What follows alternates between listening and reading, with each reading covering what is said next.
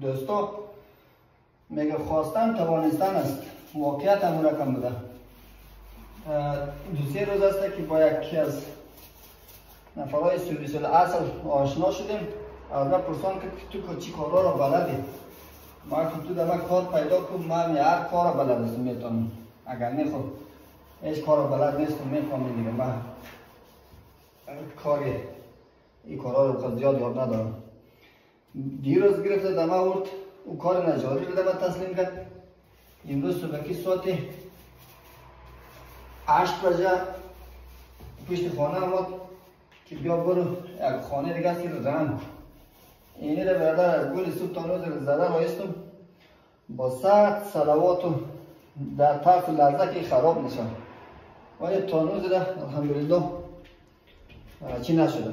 یعنی میبینید خوب در نظر خود خوب رنگ بدیم.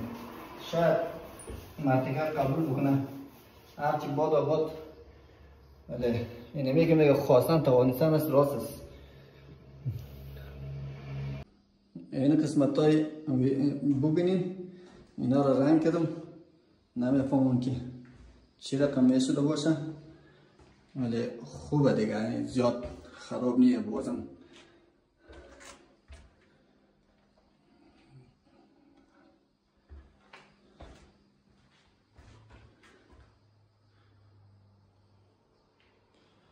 این قسمت ها رو رنگ کردیم امروز.